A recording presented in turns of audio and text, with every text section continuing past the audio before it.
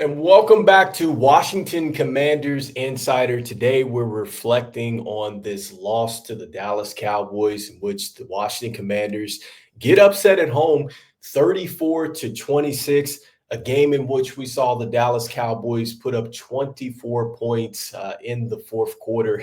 24 to 17 was the exact score in the fourth quarter, but the Washington Commanders come up short. And so wanted to go into the team box score and take a look at these breakdowns because I think that you see that the Washington Commanders really beat themselves. I think that this is a game where they're going to look back and they say, look, we beat ourselves. And you don't take credit away from the Dallas Cowboys because they did get a win out of this. But I think when they look at the stat sheet, they see that they beat themselves. And so what do I mean by that?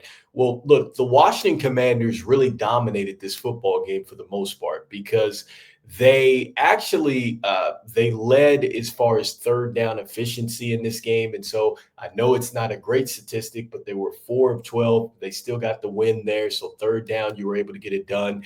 And then as far as total plays, we had 67 to their 61. So we ran more plays than the Dallas Cowboys. We had more total yards than the Dallas Cowboys, 412 to 332. So you dominated in the yards gained. And then total drives 16 to 15. So we had one more drive than them.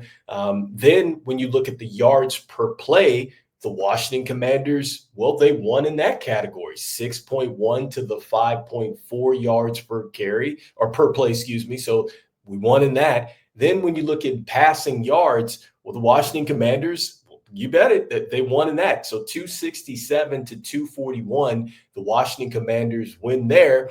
And then when it came down to yards per pass, that is one area in which the Commanders lost, 7.3 for the Dallas Cowboys to 6.4 for the Washington Commanders. As far as running yards or rushing yards, the Commanders win in that 145 to 91. So they win in that area. As far as red zone made attempts, 2 of 2 there for the Washington Commanders. The Cowboys were 2 and 3. So the Commanders get the edge here. And then this is where you see the Commanders beat themselves because look, 8 penalties for 78 yards for the Commanders versus the 4 penalties for 20 yards for the Dallas Cowboys. And then turnovers. So 3 turnovers for the Washington Commanders to the 1 turnover for the Dallas Cowboys. And then when it came down to the time of possession, which is one of the things that I talked about leading into this game, well, the Dallas Cowboys win that 35-12 to 24-48. They were 1 and 4 were the Washington Commanders going into this game. If they lose the time of possession, they lost the time of possession, and now they're 1 and 5. And so, just going back over some of these statistics, like when you're leading this game in running yards, that was surprising because that is the identity of the Washington Commanders. I thought that Jaden Daniels did a great job as far as being elusive. He scored a touchdown on the ground. I know that Brian Robinson didn't get a chance to really get going because he got injured, and that's probably going to be something to be talked about as this week goes along because he didn't re-enter the game, I don't think. And so, look, Jaden Daniels, 7 carries, 74 yards, and a touchdown, so he helped us on the ground. And then, so you're playing into your identity, you're doing your thing there. And then the passing game, it really wasn't that great until the end of the game. And so, look, I know we lead the Dallas Cowboys there, but there were certainly a lot of mistakes in the passing game. There was a lot of drops with Noah Brown. For whatever reason, the Washington Commanders just couldn't get the passing game going. And I think that a lot of that just came to miscues because, I'm looking at the game and I'm saying, man, that's a catchable ball. Like there were a lot of footballs that literally like were hitting people in the face and just right in the chest. And like players just weren't making those catches. And so this is where I think the Washington Commanders hurt themselves there. And then the unexcusable penalties, like that is something, it just comes down to focus and just being disciplined. The Washington Commanders, they were not disciplined there. And so that hurt us as well.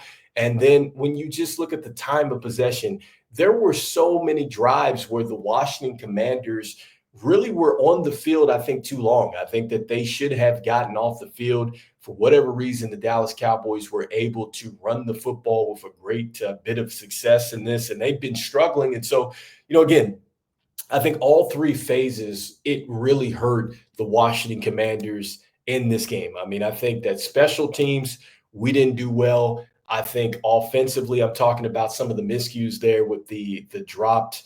Well, yeah, we had the drop passes.